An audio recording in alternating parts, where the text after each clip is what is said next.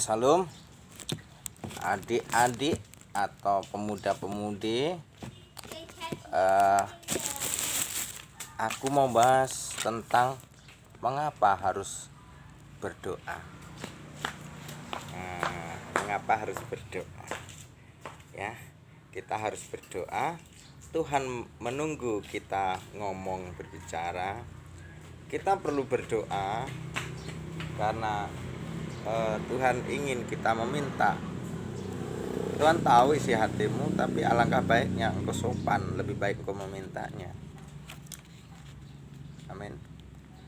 Dan doa kalau bisa suaranya keras, karena doa dalam hati, doa dengan lemah lembut, ya, bukan soal Tuhan gak dengar, tetapi imanmu juga lemah.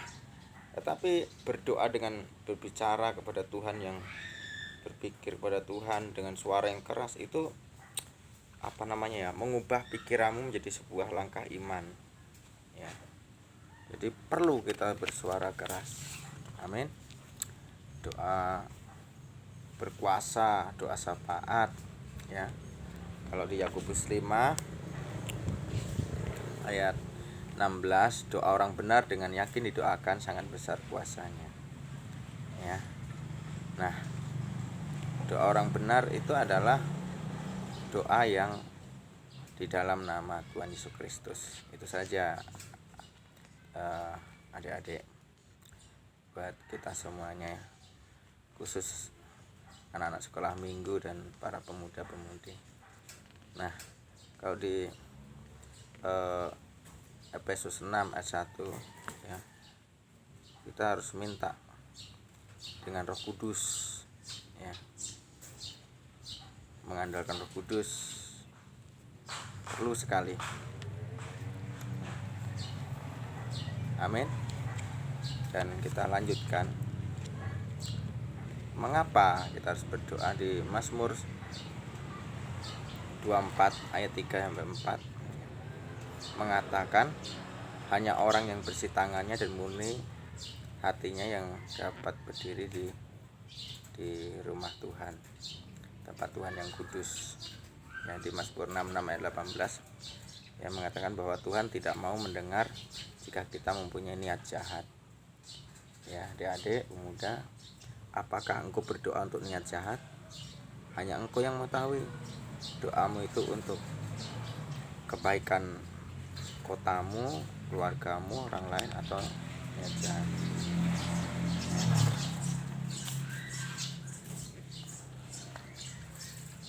Selanjutnya kita harus menjalin hubungan, ya. Bagaimana kita berhubungan dengan Tuhan, ya, menaruh harapan kepada Tuhan, ya, percaya penuh kepada Tuhan, ya. Di Amsal 35, Keluaran 20 ayat 1 penting.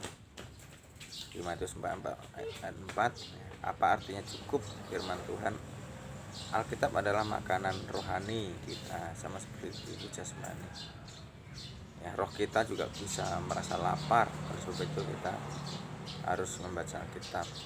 Ini, ya, penting sekali. Kenapa? Karena kita bisa dipenuhi dengan firman Tuhan, pikiran kita dikuduskan dengan firman Tuhan, ya.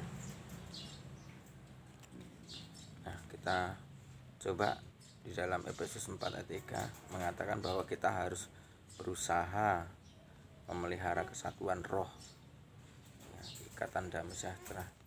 Kesatuan roh kita harus satukan dengan Roh Kudus, itu lebih baik. Ya, Matius 18, 19, 20 mengatakan bahwa doa kita akan dikabulkan jika kita sepakat dalam doa dan Tuhan hadir di tengah kita. Ya, doanya. Kalau sendiri sepakat dalam hati, jiwa, dan pikiran tentunya. Tapi kalau saudara berdua bertiga sepakat dengan temanmu, ya. Amin. Lanjut, ya. Mazmur 133 di situ harus ada kesatuan. Pentingnya kesatuan. Ya, karena ada berkat-berkat di dalam kesatuan. Ya. Di Mazmur 8 ayat 2 ya, mengatakan pujian dari anak-anak akan membungkamkan musuh. Wow, di dalam mulut anak-anak membungkamkan musuh. Kenapa? Karena ada kuasa firman, ada kuasa Roh Kudus. Happy ya ya ya, happy ye ye ye, aku senang jadi anak Tuhan. Itu udah diklaim. Ku menang bersama Yesus Tuhan. Ada kuasa di dalam kesatuan Roh Kudus di dalam diri anak-anak dan perkataannya. Amin. Di Amsal 3:5-6, ya, janganlah bersandar kepada pengertianmu sendiri, akuilah jalan-jalanmu. Jadi pengertian yang Tuhan inginkan, pengertian Tuhan. Ya, Ibrani 11:6. Ya. Kita harus sungguh-sungguh mencari Tuhan. Yesaya 55:8, ya. Jalan Tuhan dan rencananya tidak sama dengan rencana kita. Tapi yang jelas rencana kita, ya, beda dengan rencana Tuhan. Rencana Tuhan pasti yang terbaik untuk kita, tapi rencana kita belum tentu baik untuk kita sendiri. Ya. Nah, Roma 12 ayat 1-2 mengatakan bahwa kita harus mempersembahkan tubuh kita. Ya, tubuh berarti mulut kita, tangan, hati kita, itu kemuliaan Tuhan. Amin guys. Roma 8 ayat 26-27. Ya, Roh Kudus, ya, berdoa sesuai dengan Roh Kudus. Doa-doa kita sesuai dengan kehendak Tuhan. Itu yang Tuhan inginkan. Bukan kehendakmu adik-adik, tapi kehendak Tuhan. Amin. Ya.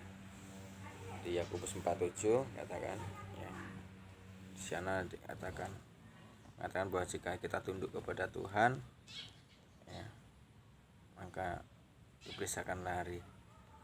Tunduklah kepada Tuhan, maka iblis akan lari. Amin.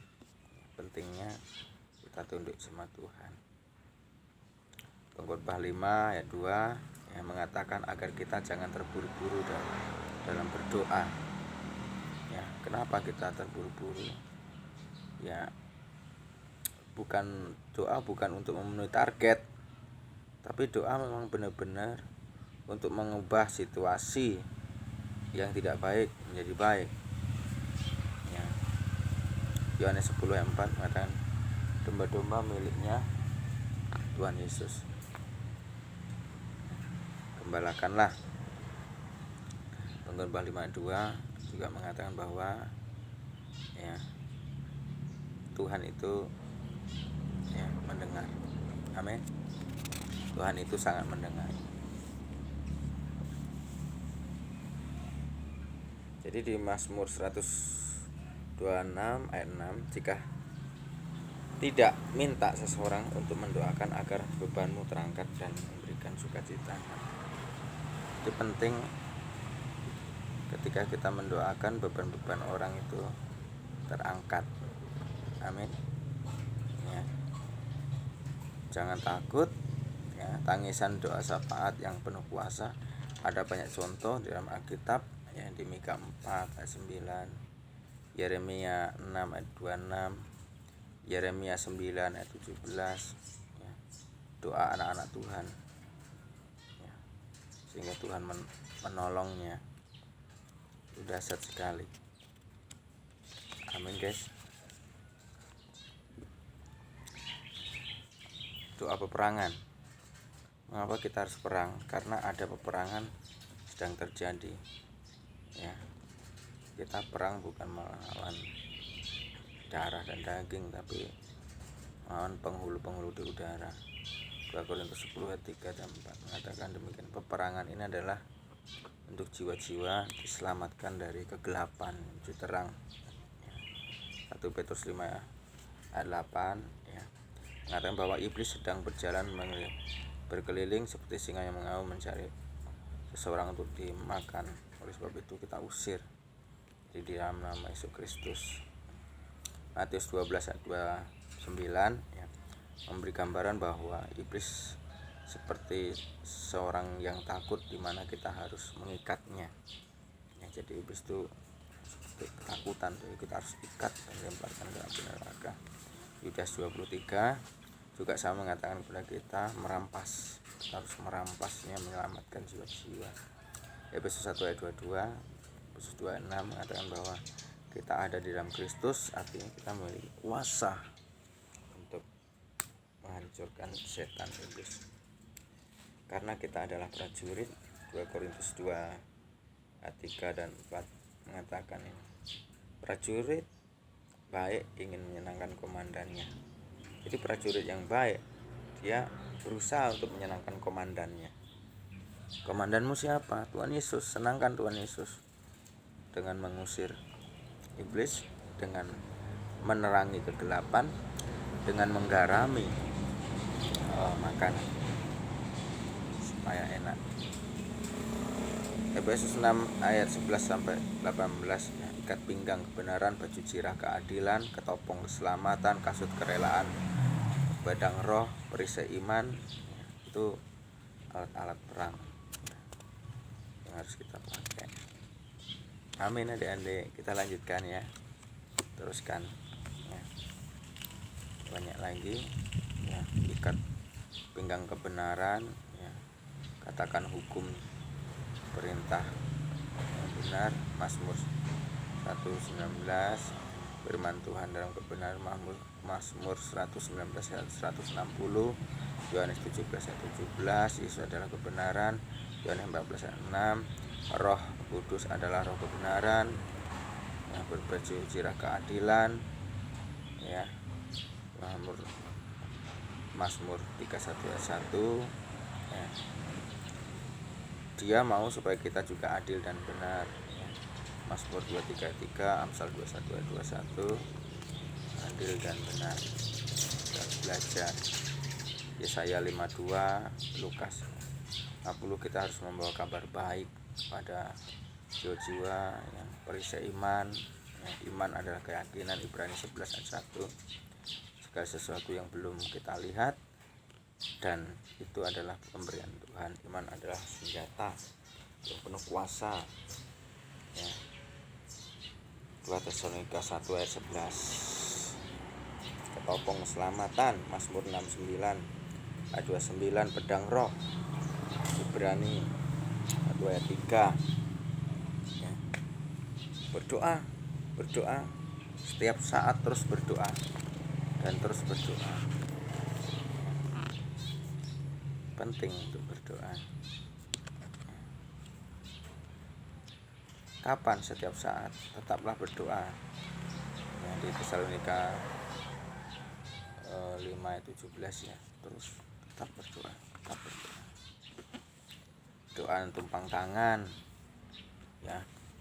Doa puasa, Matius 17 ayat 21 mengatakan, jika kita mempunyai iman sebesar biji sawi, maka tidak ada yang mustahil buat kita. Ketika kita berdoa tetapi puasa dan berdoa kita melakukan bersama, maka menjadi suatu senjata yang penuh kuasa terhadap musuh.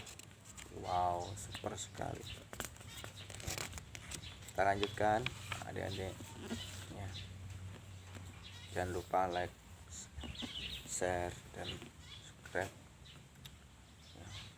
Puasa, tokoh-tokoh di Alkitab juga melakukannya. Musa, Daniel, Esther ya, Matius, banyak murid-murid Tuhan Yesus berpuasa.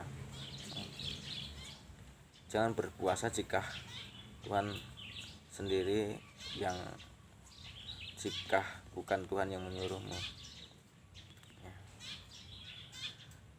Yesus penuh dan tunduk pada Roh Kudus pada waktu dia dibawa ke padang gurun setelah berpuasa 40 hari ya, Lukas 4 ayat 1 dan 2 ya. Saya sepertinya tidak suka berdoa. Mengapa tidak suka? Lakukan saja seperti yang Tuhan Yesus lakukan, Matius 6 ayat 5. masuklah ke kamar, tutup pintu, berdoa pada Bapa di surgawi. Ting. Mazmur 23, Mazmur Daud. Tuhan adalah gembalaku, tak akan kekurangan aku.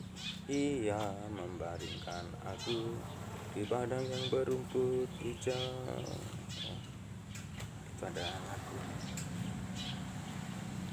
Atau doa Bapa kami, ya Bapa kami yang di surga, dikuduskan namamu, datanglah kerajaanmu, jadilah kehendakmu di bumi seperti di surga.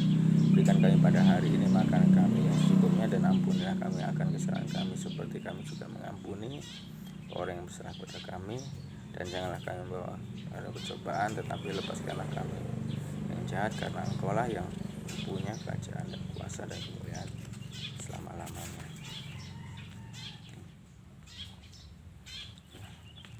Aku bukan anak baik, ya, tidak boleh begitu, tidak boleh begitu.